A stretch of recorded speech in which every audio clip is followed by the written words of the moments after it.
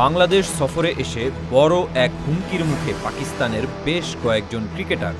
তবে সেই হুমকি নিরাপত্তা নিয়ে নয়, হুমকি তাদের ক্রিকেট ক্যারিয়ার নিয়ে। বাংলাদেশ সফরের আগে দল ঘোষণার সময়ই শুরু হয়েছিল ব্যাপক আলোচনা ও সমালোচনা। কারণ পাকিস্তান ক্রিকেট বোর্ড বেশ কয়েকজন বড় তারকাকে বাদ দিয়ে ঘোষণা করেছিল নতুন এক স্কোয়াড। দলে রাখা হয়নি বাবর আজম, সাইম আইয়ুব, ফখর জামান, মোহাম্মদ নওয়াজ এবং নাসিম শাহদের মতো অভিজ্ঞ ক্রিকেটারদের।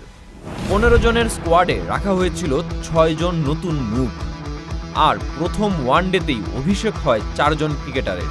কিন্তু আন্তর্জাতিক ক্রিকেটের মঞ্চে সেই অভিষেক মোটেও স্মরণীয় হয়ে ওঠেনি। 4 নব অভিষিক্ত ক্রিকেটারের ব্যাট থেকে আসে মাত্র 27, 18, 4 এবং 0 রান, অর্থাৎ 4 জন মিলে করেন মাত্র 49 রান।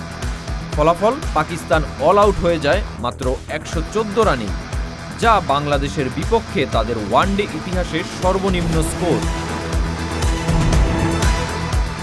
অন্যদিকে সিনিয়র ক্রিকেটারদের অবস্থাও খুব একটা ভালো ছিল না। দলের অন্যতম ভরসা মোহাম্মদ রিজওয়ান 4 নম্বরে ব্যাট করতে নেমে 20 বলে করেন মাত্র 10 রান। কঠিন মুহূর্তে তার দ্রুত আউট হয়ে যাওয়া দলের ওপর চাপ আরও বাড়িয়ে দেয়। এভাবে পারফর্ম করলে হয়তো তার ক্যারিয়ার থেমে যাবে এখানেই। আরেক সিনিয়র ক্রিকেটার সালমান আলী আঘাও যেন হারিয়ে খুঁজছেন নিজের সেরা ছন্দ। বিশ্বকাপের আগে যিনি ছিলেন দারুণ ফর্মে, সেই তিনিই এখন ধারাবাহিকভাবে ব্যর্থ, যার কারণে হারিয়েছেন অধিনায়কত্ব। এমনকি নতুন অধিনায়ক শাহিন শাহ আফ্রিদিও সমালোচনা থেকে রেহাই পাচ্ছেন না। বিশ্বকাপের বাজে পারফরম্যান্সের ধারাবাহিকতা যেন এখনও কাটিয়ে উঠতে পারেননি তিনি। সব মিলিয়ে সিনিয়র ও জুনিয়রদের এমন ব্যর্থতায় বড় প্রশ্ন উঠেছে পাকিস্তান দলে। বাকি 2 ম্যাচেও যদি এই পারফরম্যান্স চলতে থাকে, তাহলে হয়তো অনেকের ক্যারিয়ারের শুরুতেই দেখা যেতে পারে শেষের আভাস। আর তখন পাকিস্তান হয়তো আবার ভরসা করবে তাদের পুরনো তারকাদের ওপর, বাবর আজম, সাইম আইয়ুব কিংবা নাসিম শাহদের মতো ক্রিকেটারদের ওপরই।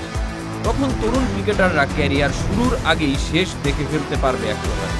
ক্রিকেটের সুযোগ একবারই আসে, আর সেটাকে কাজে লাগাতে না পারলে শুরুটাই হয়ে যেতে পারে শেষের গল্প।